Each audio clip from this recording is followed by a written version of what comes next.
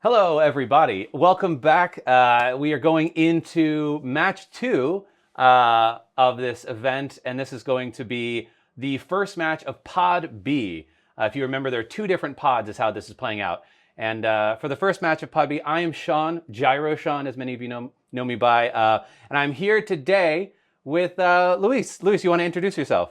How's it going, guys? My name is Luis. I go by Luis the Panda, pretty active in the Digimon community, and I'm happy to be able to commentate this event. For our first match, we're taking a look at the first game of Group B. This is going to be Daniel Carreno from Latin America. He's playing a Cherubimon deck, and he's going up against Daniel Opiola from Europe with his blue hybrid. Yeah, so, as you've seen in the last match, like all BT7 stuff now, so, and I think these two decks in particular are like, I know Blue Hybrid was very hyped up, right? Like really big in the Japanese meta, but obviously the restriction of Ice Wall to 1 now, a lot of people going into this meta were like, is this deck gonna still be at that top tier? How is it really gonna compete? Will it open up space for other decks to compete? And then you got Cherubimon, which is, a purple hybrid deck, but I would say maybe people talked about it a little less at the beginning of the format. So it'll be interesting to see how Cherubimon performs. What do you think will happen in this matchup? Yeah, I feel like when BT7 was starting out, Cherubimon was definitely an unproven deck. But I think anybody that's like a pretty decent Digimon player, you read Cherubimon, and his effect is pretty crazy, right? Like, there's no way that a Digimon that can on deletion summon potentially 3, 4, 5 different bodies, like, how could this ever not be good, right? So maybe sometimes it just takes a little bit of time for players to figure out the deck, how it's gonna work. And here we have Daniel Carreno with the Cherubimon, gonna see if he can take it. Yeah, I mean, if you've ever been on the receiving end of the Cherubimon getting deleted and bringing out all the Bushiagumons or whatever, it can be wild. So, oh, for sure.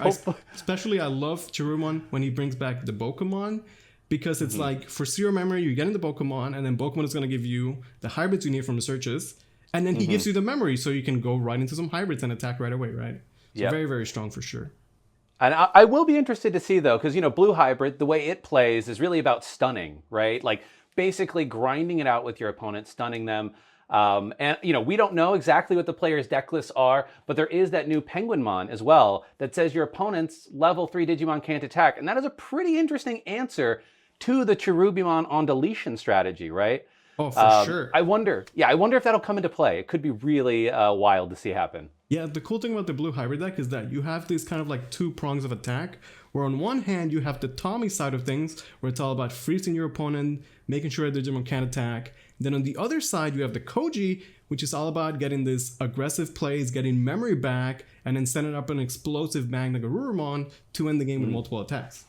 Yes, yeah. So, I mean, I'm excited, and hopefully you and the rest of the viewers out there are ready to get into it. Luis, I will throw us now over to the gameplay as both Daniels are ready to proceed.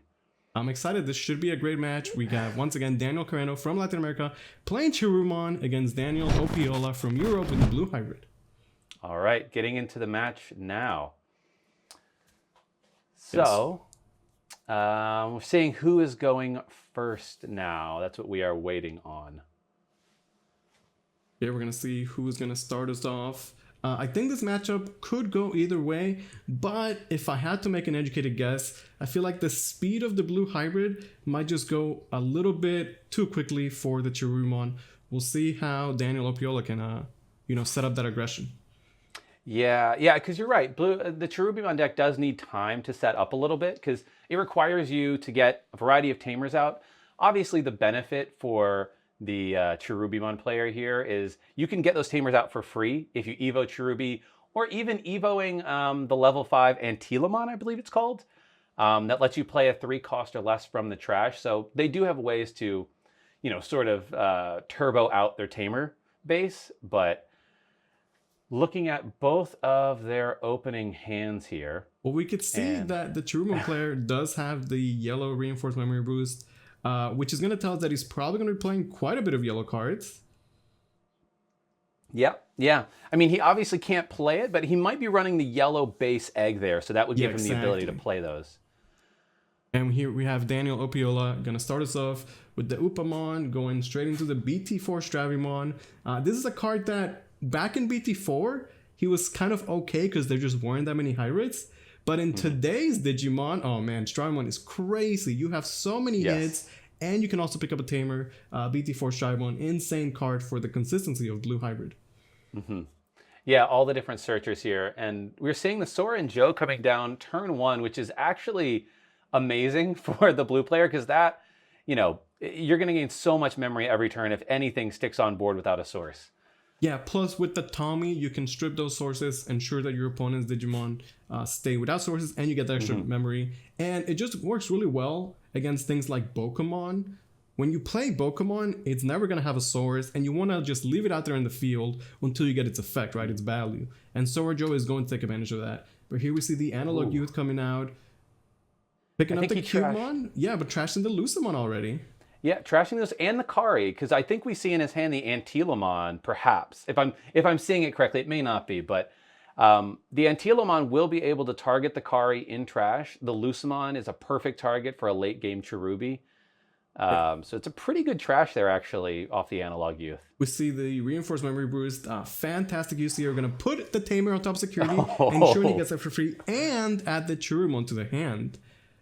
Oh, that's a great reinforcing memory boost. A lot of memory for the blue player, but this early in the game, when the only thing they have is a Strabian Raising, it's the best time to give blue 4 memory. Oh, for sure. I feel like the decision there was play the Pokemon or the reinforced memory boost, but again, because of the Sora and Joe, you don't want to play the Pokemon and then give him that additional memory. So the reinforced memory boost, fantastic there.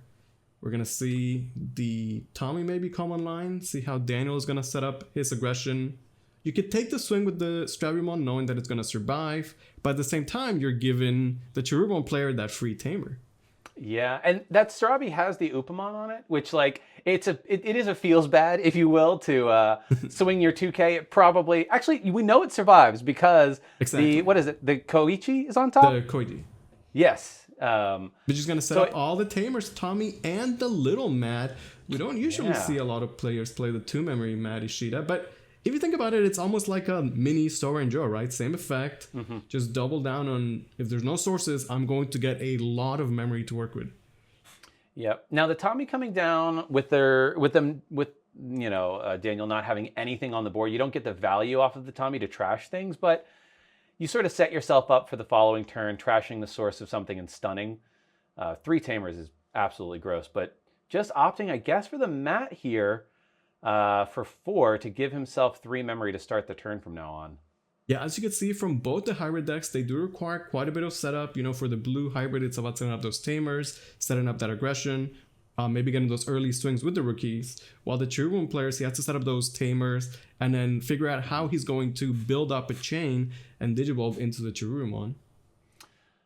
So we see a really nice start here. The Strabimon swings, tapping the Sora and Joe to trash the bottom of Cutemon and then get that free draw off of Upa. You know the Strabi is surviving because you know what the top of the stack looks like. So a nice little combo there. And against this Cherubimon with yellow rookies, I wonder, like, this Cutemon could be a liability because if he gets stunned, then it won't be able to attack, it's going to stay on the field, and it literally cannot Digivolve because they don't have yellow champions. So I want to see if Daniel Opiola could set up a freeze here, a stun for the Cubemon, and just ensure that he's going to get memory off the Sora and Joe. And it looks like Daniel, the blue hybrid Daniel, I should say, he does have some hybrids that he could Evo into, starting with that 3 memory. Yeah, we are going to see the Kumamon come out. I do like this, and now he's got a way to freeze the Cubemon. But looks like he's thinking about going straight into the Beowulf. I guess just ensuring that if he's going to swing, that it doesn't die, right? The ability to stun every turn with that Tommy effect, which has the inheritable, like, if you swing once per turn, one of your opponent's Digimon with no sources can't attack. So 7K, it's just sort of protecting yourself, right? Rather than swinging with, like, I think it was a 5K body. Yeah, the Kumamon is 4,000. It's a big difference, especially when the hybrid ultimates can go into them for just 1 if you have the Tamer in the stack. Beowulf 1, very powerful Digimon. He also has the choice to return the Cubemon, but at this point, I think just keeping it stunned would just be better. Not sure if he chose not to swing there. Interesting. Or if Yeah, it looks like he didn't swing with the Beowulf, but the Beowulf has an on Digivolve, and perhaps the on Digivolve has the stunning effect as well, I think. No, he does not. It's on attacking. You can return the source under it to return the Cubemon. Chose not to do that. But now we're gonna see if the Cherubimon player Daniel Carreno can take advantage of that. Gonna go straight with the Bokomon after using the reinforced memory boost. So he's got a lot of memory to work with. He's got 2 Tamers that could be Digivolved onto and attack right away. He's got a Rihimon and a Cherubimon in hand, so he can go for that, relatively cheap Cherubi. Yeah. So the Boko there finding an Analog Youth, finding 2 different hybrids there, which is really nice. A mat, and then the final card is another Analog Youth. Oh my. He's got a pick of whatever he wants at this point. Plus we see the Blinding Ray in hand if he wants some additional memory. Choosing to take the mat there over the Analog Youths. It makes sense, right? You want as many purples. You've already got 1 Analog Youth. Maybe don't need more. He's going into the Loimon there. Yeah, so it's going to spend the 2 memory, and then the Boko is going to reimburse that, give the 2 memory right back. Yep, it is free real estate here. Pretty good. Like I said, though, that Bokomon is not going to be able to attack. He can't be Digivolved over, so he's going to be a Digimon with no sources, and he is going to pass a lot of memory when the turn ends. That's true, yeah. The only way out of this, depending on how this Cherubimon deck is built, some Cherubimon decks do run those Death Claws. Oh, for sure, because you want to be able to destroy, delete your Cherubimon in your own turn. And you see the Death Claw in the trash, I believe that was? Perhaps I didn't follow that one, but yeah, likely there's a Death Claw somewhere. He's got the mat in hand, so he can definitely get the Death Claw back too if needed. Okay, gonna just swing over the Strabimon. Does he want to go into the Cherubimon right away? That's a good question, because if you go into it, but there's no target for it, because it only deletes level 4 or lower. Right. So it would feel like a bit of a sad Cherubi there. At the same time, though, if he doesn't go into Cherubi, now he's going to pass over additional memory from the Sorin Joe, and then you just have a suspended Rihimon that could definitely be dealt with, and then he's back to square one of like, okay, how am I going to get into that Cherubimon? I mean, I will say, the nice thing about the Rihimon, it does have the on deletion. You can play a tamer from your trash. I can't exactly... There is I believe, Kari in the trash that could be played for free. And then, you have your own free memory. So he might just be saying, hey, like, I want you to swing your Beowulf. Let's crash. I dare you. Crash with me. Well, there's one thing that can answer the Rihimon without destroying it, which is the Magna Garurumon, which could Digivolve over the Beowulf, return Beowulf to the hand, and then return Rihimon to deny the on-deletion effect. Now, we know that Daniel Opiola doesn't currently have it, but he does have card draw available with the Upamon. He could also Digivolve and maybe just find a Magna Garurumon at the top. Gonna strip the sources, though, with the Sora Joe. I guess the question here is, what do you send back to hand, right? Do you send the Boko or the Cutemon? I personally would like to send the Boko back to hand and stun the Cute. Yes, I 100% agree with this. Because again, like I was saying, the Cutemon, he can't Digivolve, he's going to sit there doing nothing. And sure, if you return the Boko, they could replay it and get the value again. But you're spending 3 memory to do that. And with the speed and tempo that Blue Hybrid has, it's not something you want to spend, right? Spending 3 memory just to get another Boko out that could easily be bounced. It's a lot of pressure here from the Blue Hybrid. And the Beowulf survives the swing because, as you were saying, the 7k is a massive difference. Yep. And I wonder, he may have actually chosen to stun, we can't hear them, he may have chosen to stun the Rihimon there, because that also, like, basically says, I'm not going to let you crash your own... Rihimon, which has a wonderful on deletion into my guy. So that may have been the choice there instead. I believe he also does have the memory boost that can freeze as well. The Howling. The Howling, yeah. So honestly, he could just be freezing both. I think I can tell you why the Beowulf wasn't 1 cost and he wasn't able to swing the turn before. The Cutemon reduced. Cutemon. Yes. Of course, yes. There we Cutemon go. does have an effect, and it's a pretty good one at that. Yes. Okay, we're going to see the Kuma swing. He's going to get memory from the Strabi. Einherble, draw from the Upamon. It's a Gassi. It survives. Also, interesting to note that We have Daniel Carreno playing the Gassimon because he is playing that yellow base. That means that, you know, if he drops his Gassimon, it's not someone he can Digivolve into the Raisin. Now, it is a rookie that can be brought back by Cherubimon, but it is kind of that awkward synergy where you have yellow base, but you still want to play the purple rookie? Well, I mean, it's a tough one because with so many memory gainers, right, across the board, like For sure. purple He's gain, so good. you kind of need to play it, and that is the one thing when we saw the reinforce coming down. I'm like, I wonder if blue hybrid Daniel can find a Madoki to turn it off. Obviously, it didn't happen, but yeah, you can see all the memory gain here is just really doing numbers. Crazy. So the Howling comes out. That means both the Digimon are frozen. And then he's going to set up another Sora Joe because he has guaranteed proc for it next turn. So Daniel Opiola doing a fantastic job here. Gonna really just get as much out of the Sora Joe as possible. Yeah, he's going to start, like the blue hybrid player now is going to start with like probably 2, 4, 5 memory plus whatever he's left with. And then a Howling. Ooh. Howling and a Hammer Spark in hand, right? So now I will say you could go into Cherubi here over the Rihimon, bring out a Tamer, and delete the Kumamon, I believe is what it's called. Yeah, that doesn't seem like a bad play. Even though the Rihimon is frozen, he could still be useful. Gonna instead build up into another Rihimon from the stack though.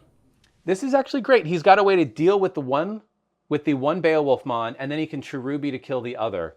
I like that, yeah. Get the on deletion effect. Actually, potentially a huge swing here, essentially clearing board aside from the Tamers. Yeah, and because he has the Analog Youth and the Koichi Inheritable, he actually gets, 2 memory when the Rihimon stack is deleted. He gets to bring the Tamer back. Pretty good setup. And then, this should be that Cherubimon we've been waiting for. Oh, interesting. I was interested to see if he chooses to tap the Analog Youth on that swing. You really should, right? Yeah. Looks like he opted not to. That is something that I personally also find a tough time remembering myself is to tap my Analog Youths in playing Hybrid. Yeah, and you can see he did pick up the Death Claw, so I feel like he wants to end this turn with the Cherubimon on board and then make sure he can Death Claw next turn. It looks like he's choosing to play the Death Claw to get rid of the Kuma. Yeah, and delete his cute. Okay, maybe he wants to make sure that he ends the turn without a Digimon without sources, right?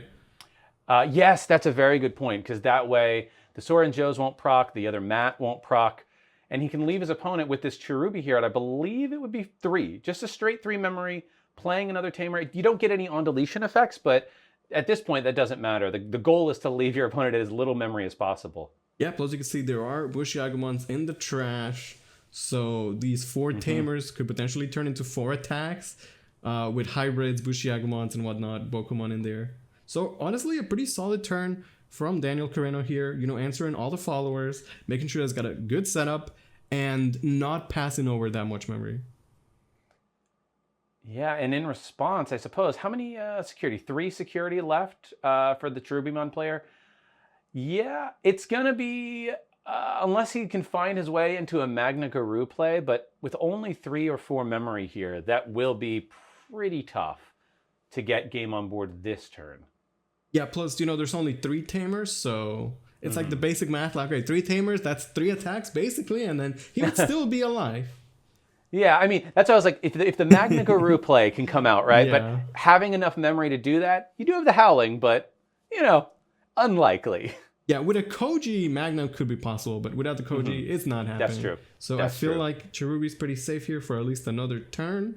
So maybe this is just a little bit of more setup for Daniel Opiola here. Setting up for a next turn lethal. I would imagine so, right? Just get a couple other things on board, knowing that your opponent is, aside from maybe a Deathclaw if you leave like level 4s on the field. But if you can leave your opponent with only a level 5 on the field and set up for game, then with the Cherubimon and raising, then it's almost like there's very little that the Cherubimon player can do to wipe enough of the board. Yeah, see, that's the one reason why I don't absolutely love the Deathclaw last turn. It was good in that you answered your own Cubemon to deny the extra memory. But the problem is that now, if this Cherubimon gets frozen and it's passed over and he doesn't have a Deathclaw or way to pop it, then he will be severely limited in his place. Yeah, I mean, we see the blinding ray, but like it's at this point in the game, the blinding ray is definitely a guaranteed loss. So it's like it's hard to even guarantee extra memory for yourself now. Yeah, he probably wouldn't blind in unless that was going to win the game. That's true. That's true. We see the blue hybrid player going into another Beowulf. Beowulf showing, just how amazing he is. Getting the swing, getting the Kumamon back to ensure he has more hybrids for those tamer Digivolutions. Doesn't quite stun the Cherubi, I don't think. Oh, and the Beowulf no, does die. Stun. Yeah, this time Beowulf is going to be the leader, though. First time this 7k is not good enough. I'm wondering. Yeah, he doesn't look like he has anything in hand that can stun the Cherubi, though, which is tough. Now he's got 1 memory and the memory boost. He's got 2 level 4s that can Evo. Well, on the that other is the hand, thought. the Cherubi naturally has high DP at 12,000. So if you don't stun it, Cherubi swings. It really only would be destroyed by Susanamon or Magnagarurumon. So chances are it wouldn't die to security. Yeah. I do like playing the Madoki here. Yeah, just play the Madoki, pass the 3. You are set up for a game on board situation. Even if they can get rid of the Madoki, right? Yes. You're going to gain so much memory with the Strabi and Raising that you're probably in a pretty good spot. Yeah, so he needs 3 more attacks. He has Strabi and Raising and then 2 tamers with 2 hybrids in hand. So pretty solid setup. Ideally, it would have been frozen with the Cherubi, but he had nobody to do that. So Madoki Betamon definitely the next best thing. Oh, and we see not finding the Death Claw here, which is... Yeah, that's what I was talking about. He has no way to proc the Cherubi, no way to get a crazy turn. And it looks... with no blockers, no way to heal life. Because I guess he's hoping... Oh, Ooh, absolute blast. Oh, no. Put the Cherubi back in hand. No, it's to the bottom of the deck. Is it to the bottom? Oh, my gosh. No. Oh, that is rough. And he gets rid of the Koichi sword on top of that. Yeah. Oh, my gosh. Okay. Wow, what an insane security check. We're all assuming he's putting Cherubi on the bottom, but I think that's the correct play. Yeah, I was going to say, Cherubimon could have died. He could have brought back a Lucemon to get some life back, or enough Bushies to potentially end the game. But man, the absolute blast completely changing this game.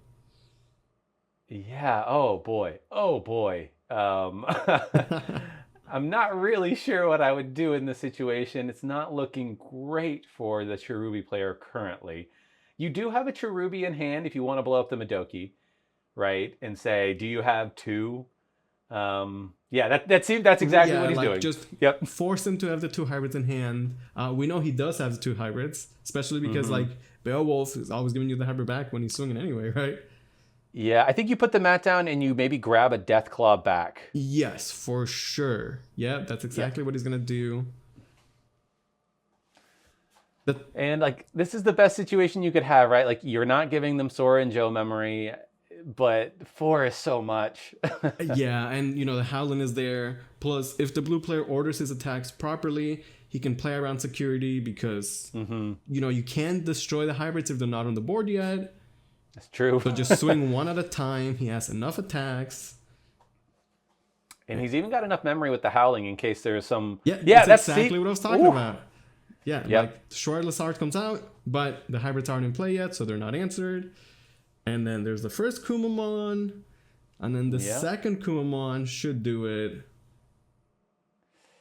And that would trash the bottom of Cherubi, not that it's particularly going to matter here. Yeah, as long as he doesn't tap Sora Joe when he attacks, he should be okay. Yeah, that's the key. Don't tap the Sora Joe.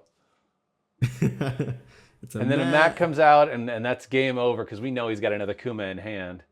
Whew. Yeah, so well played from the blue hybrid player. Really kept up the pressure. The Sora Joes got so much value. Even if they didn't immediately return him the memory, it forced awkward plays from Daniel Carreno, right? Having to Deathclaw his own Cubone, for example.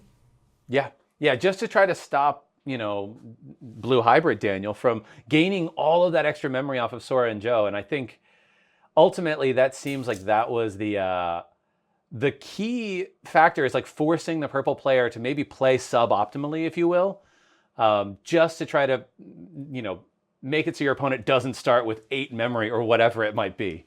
Exactly, and you see how both decks, as hybrid decks, do require a little bit of setup, but the setup for blue hybrid was easy. It was just set up the tamers, set up some stuns, and get some attacks right away. While for the purple Cherubimon, the setup wasn't quite there. He had to play a lot more tamers, and he had to build all the way up to Cherubimon. And once he finally got to Cherubimon, he wasn't able to destroy it to get its effect. Yeah, and now as we wait, as the players get ready for game 2 of this round, did this match go how you expected it? I think so, yeah. Ultimately, like I was saying, I think it's the speed of the blue hybrid putting up the pressure with the aggression, and the purple Cherubimon, like I was saying, doesn't really have the best answers in security, as we saw at the end there. Like, yes, getting early tamers off is nice, but at the end of the day, it doesn't actually stop the lethal that's coming out from the blue hybrid. And the Cherubimon, while explosive, was a little bit too slow, and we weren't able to see the Pinata burst, if you will. We didn't see the Lucimons or the Bushiagumons come out. So, yeah, I think it all comes down to, I think with Cherubimon, it comes down to, do you have that one turn, right? Where like you can poke at security for like 1 or 2 checks, but in order to beat the blue hybrid deck, Cherubimon really needs to have one turn where it brings out several Bushis and a Lucy or whatever. And it basically wins in one turn almost. Like, you know, takes 3 or 4 checks in one turn. And maybe the Deathclaw on that previous turn to stop the memory, it probably was necessary, but then you didn't have the Deathclaw the following turn for your Cherubimon. yeah, and to be fair, like, he was close. He did have the Cherubi, he did have a bunch of tamers, he had Bokos, Bushiagumons, Lucimons into trash, but he just didn't have the Deathclaw at the end, like you were saying. Yeah. So as they're getting ready here for the second match, seems like they're loading in right now. Yeah, I guess we'll see if maybe the Cherubimon player sees that resource, that Deathclaw, and says to himself, like, you know, maybe I just have to hold it for that one explosive turn and, like, be okay with giving the blue hybrid player a little extra memory sometimes. Like, sometimes there's no way to get around that because, you know, playing too defensively is ultimately what blue hybrid wants. Right, at the end of the day, you have to play to win, and sometimes that requires taking those risky plays. Now, you can see other players here have swapped sides, but they are still playing the same decks, it's still the same player. So now we have Daniel Carreno at the top of the Cherubimon and Daniel Opiola at the bottom with the blue hybrid.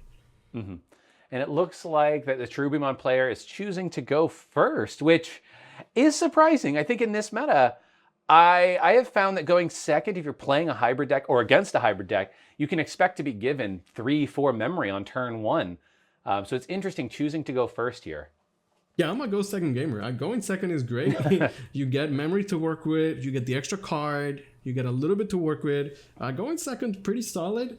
And again, even though the blue hybrid deck might be the aggressive, and you're like, well, the aggressive deck might want to go first, but you still need that setup, right? So look at this turn right here. You're set to 3 memory, you slam down the Davis, choke your opponent at 1. Like, what a fantastic turn 1. And then I guess you can grab, I'm not really sure what you grab here. Maybe the Beowulf. It looks like you've already got 2 level 4 hybrids in hand, so you sort of even it out with the second Beowulf, knowing that you only have 4 of them in the deck, so you want to take them when you can, but... Right, especially because once you swing with Beowulf, you're getting a level 4 hybrid back to your hand anyway. So in a way, Beowulf is like Beowulf and a level 4 hybrid, but he's going to take the Korikakumon. Yeah. I guess the Korikaku has I believe that's the one that has the when Digivolve stun, correct? Yes, if it's Digivolve over a hybrid or a Tommy specifically. That's pretty good because that doesn't require you to swing. So you might have turns when you don't have the memory or knowing that Cutemon is out there, right? Yes. You just go over this and save yourself a little bit of energy. Yeah, because you definitely want to be Digivolving over your Tamers. But this first Davis is crucial. And it should only be Digivolved over if it was going to end the game, right? Like, you want to ensure that you have 3 memory to work with. And this is like where going, you know, second, like you said, you can leave your opponent at 1, sort of forcing the mat. You just get a Gazimon back. Interesting, they're choosing not to swing the Salamon. Yeah, that one's a tough one because I'm kind of like, if this Salamon gets stunned and it loses sources, it's probably never swinging. Exactly. You know? And at the same time, the Cherubimon deck can have that explosive turn, but as you were saying early on, it's not going to do 6 damage on that turn. So you do need that little bit of chip damage early on, where that'd be like 1 or 2 rookies swinging in the early game. And there's the risk that Salomon swings and it hits a Hammer Spark, but I mean, blue is naturally a faster deck. I think you kind of have to play catch up and try and match that aggression at least a little bit. I mean, maybe the thought process here is like, unless you're going to return the the Salomon to my hand, I can leave it on the board, and I could Deathclaw it when I'm at 3 security, let's say. Or maybe force the recovery. Since he doesn't have another yellow rookie, he kind of wants it to get bounced back, so he could Digivolve over the that's true. The Hatchin again. Yeah, that's a very good point, actually. Yeah. Yeah, but this right here could be Korikaku, stun the Salomon. But he's just gonna set up a Sword Joe. No stun. Yeah, I no think attack. it's just no stun. So yeah, at this point, both it players doesn't taking come it back to hand. pretty slow. Yeah. Because that Kuma would have been, draw 1 from Upa, chance it survives. Choosing to go into just the basic Loimon here, no other effects, but it is on top of a, I believe the Koichi. So if it dies, it gets a memory. So that's something. At this point, the Salomon has no sources, and there is a Sword Joe on the board. So I would imagine this turn you do want to attack with the Salomon. Yeah, get it off the board. Yeah. Okay, the Rihimon coming online again for 1 memory. It's just so efficient, so strong. Gonna swing into an absolute blast. This is interesting. Oh, I assume you can only send the Salomon because Absolute Blast can only put something on the bottom. So the Salomon just goes away now. And if you'd only swung the Salomon first, right? Then you get this check and it goes to the bottom, which is not great, but like... Yeah, but it would have been good, right? Right, that would have been an Absolute Blast out of the way. Which, by the way, great tech Absolute Blast. Yes. It's hard in an event like this where you're playing against some of the best players in the world and you don't really know what they're going to bring out. It's a bold call is what I would say to main deck Absolute Blast, but it's paying off for Daniel Opiola right now. Yeah, it's a great tech option because this blue deck, other than stunning, it doesn't really have a way to get those level 6s off the board. And if you whiff 1 turn of stun, that can be the difference in the game. So maybe that's like hey, just in case, it's my, emergency button, right? And here's the Pokemon, which, while a fantastic play, it's a bit of a shame because now the Salomon is finally off the board. But now Pokemon is going to once again ensure that Sword Joe is going to give that memory. Oh, and a whiff. Oh, a Boko whiff is not what you want to see. Oh, that's pain. That's painful. That's sending not all those great. key options to the bottom of the deck. 2 Blinding Rays. Ooh. And now he's going to actually start at 5 with the Sora and Joe because the Pokemon is on the field. Yep. Yeah, I wonder if they... Yeah, there we go. That's a lot of memory. A lot of memory to work with. Plus, that Pokemon could be stunned. It could be bounced. And he didn't even hit anything on the search, so how much, did he really get out of that? Tough position for the Cherubimon player here. It's nice drawing into the Howling there if he needs to stun one of these other bodies. Yeah, that Rihimon should probably be stunned. Yeah. We know he's got both the Beowulf and the 1-cost Evo over the level 4 hybrid, where he could, stun like the Boko if he wants. Be interesting. I know he probably wants to stun the Rihimon. Yeah. And I suppose the question here is, the I don't only know way to if... do that would be to swing first, right? To trash the source with Sora and Joe.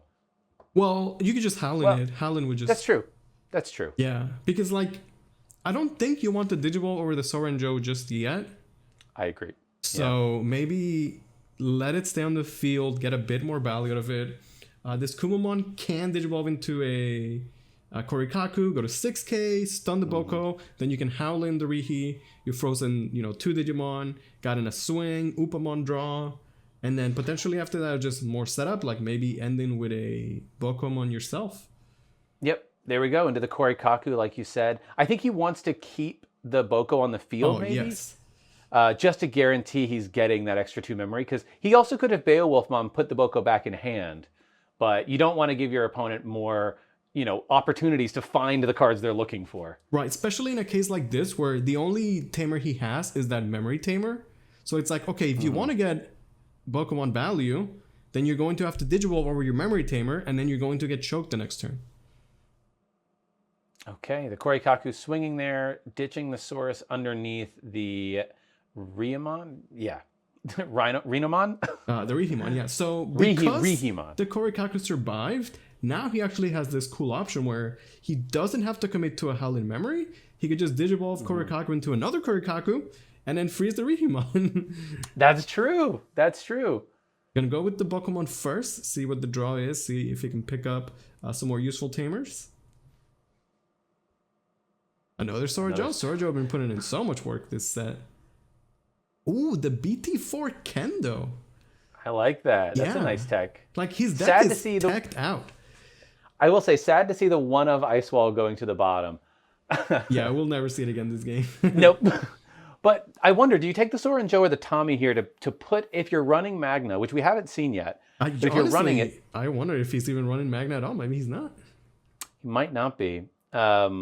But choosing, okay, that's fair. Because that on-play effect, you can trash the bottom three. So even if he is able to, even if the Cherubimon player is able to get another stack out, the Tommy will just be able to answer that immediately. Yeah, this is great setup for Daniel Opiola here, though. He can Hammer Spark, set up the little mat for 2 memory, and then end the turn by... I guess at this point the Howling is fine, just because you want to expend the memory, and bank it for next turn for a big play. Yeah, and that freezes both Digimon, so neither one of these should be able to swing this turn. Right, and with the setup that he's end up, right, he's got 3 Tamers, a Stravimon that's set up for attack, the Korikaku that must be answered somehow, Bokomon on the field for extra memory, and like... And you're most likely going to start with 6 memory? Yeah. So it looks pretty good. Going from 0 to 100 with just 1 turn effectively. And here we see, you know, he's got the rookie, but it's not a yellow rookie. You can't Digivolve over that Upamon. Gassimon is great, but you don't want to hard play it for 3 either. The Cherubimon here is pretty big, though, because you could Cherubi. You could actually play the Calling from Darkness if you really wanted to get rid of that Boko, and then go into Cherubi. But the Cherubi, and then go into Cherubi, play the Kari from... I believe Cherubi plays from trash or hand? He plays from the trash. Trash. I wonder, there may not be a tamer in trash, but that would, if there is a tamer in trash, that would delete both bodies on the board, which is something. I think it's a bit too early for the... There hasn't been a tamer in the trash, I don't think. He could have just played the Kari and then played Cherubi. It still would be a full board clear, but he would be passing over like 7 memory, which is kind of scary. So he is going to play the Calling from Darkness on... Okay. On that one, that's fair. I believe you can get himself back because you resolve the effect of the option first, I believe. So you can, but if you get the Rihimon back from Calling from Darkness, then you won't get his undeletion effect. That's true. That's true. And there was a tamer in the trash. Okay. Just choosing to get the other one back. Go there for 1. And then I expect to go into the Cherubi here. But again, like, you don't really have enough memory. Maybe he's looking for a Deathclaw to get rid of the Boko. Right, because he spent the Calling just like last game, and it wasn't on the Cherubimon. He can swing over, and then Cherubi will pop the Boko.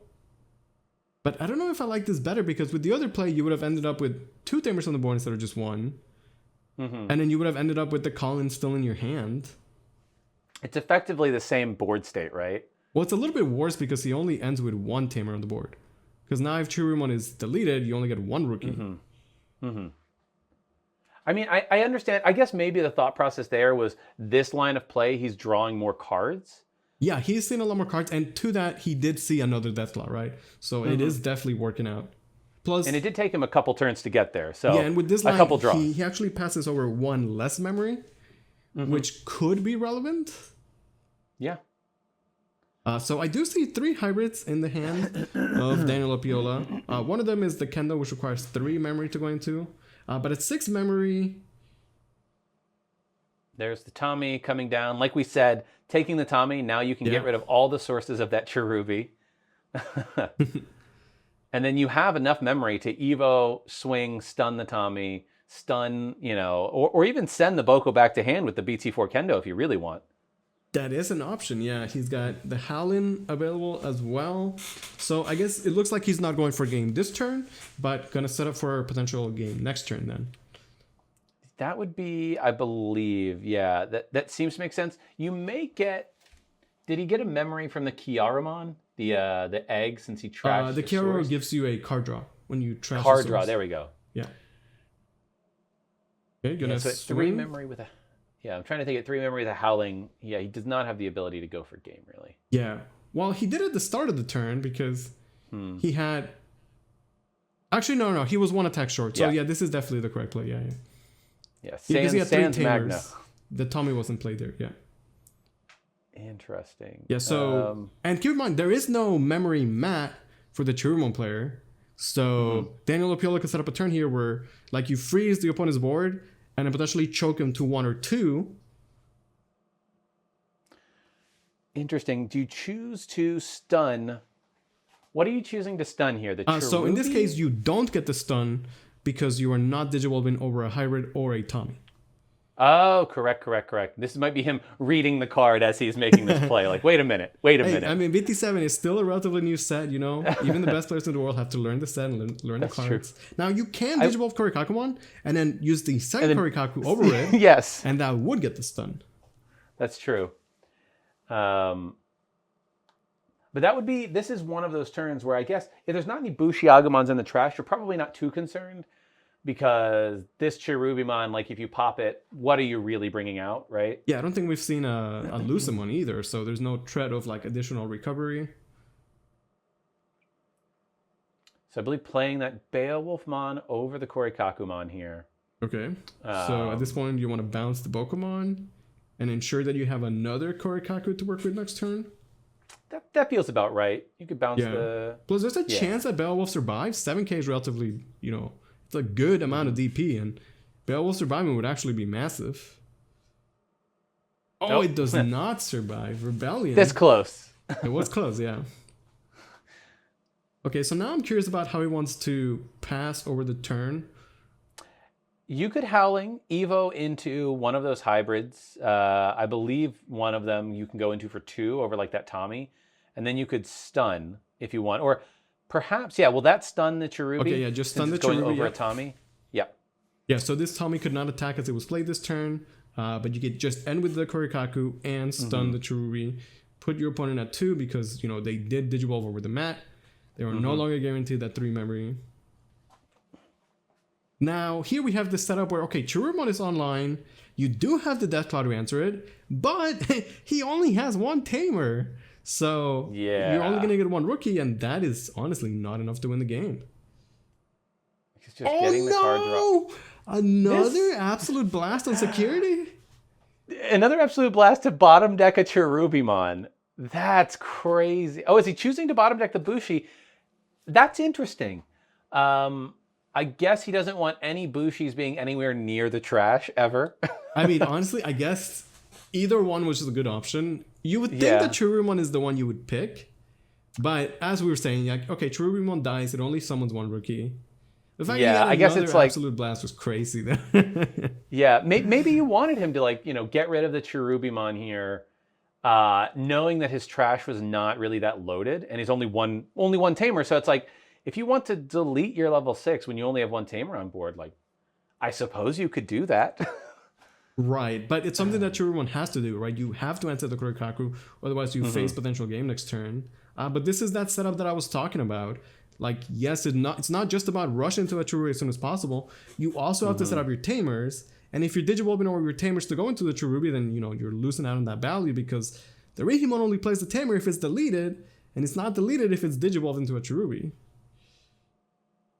Well, we got a couple of tamers here. Lucemon going to the bottom is a little sad, but the Boko here not whiffing, which is always good to see. At least the Boko will allow him to do something this turn. Because even though he has 1 memory, he can Digivolve over the Koichi and then get something going. But he's essentially started from scratch again, right? Now he's got no tamers at all, no Cherubimon, and his trash is a bit loaded though. But This will be interesting. So the blue hybrid player is still not quite in a place to take the game. So weirdly enough, I actually think the Cherubi player is not necessarily out of this. They've got 2 bodies on board to 0. But what if he hits another tamer in security? Oh no! Like literally as you said it, and I'm like, oh no, the pain. So the Sora Joe is extra bad for Cherubi because not only is it another tamer, which now could represent potential game, but it's another 2 memory that is guaranteed being passed over. Yeah, so now he's gonna start at 3, 5, 7 with a Howling. You know what I want to see? I want to see a Susanoo play here. I'm not gonna lie. I want to. It's probably the not correct way to play the game. No, I think it might be. Now that he's got the Hammer Spark, actually, he'll start at 7, and he could Susanoo delete the Gassimon. Yep, swing for pop 2. the memory boost, swing for game. Yeah, actually. I want to see it. Susanoo is one of those cards that it's in the hybrid decks, but rarely, I think, is it played because it costs so much memory. And the only decks I think that can play it effectively are blue and yellow hybrid because of Sora and Joe and TK and Kari. Okay, this is can actually get. Not as fancy, but it still works.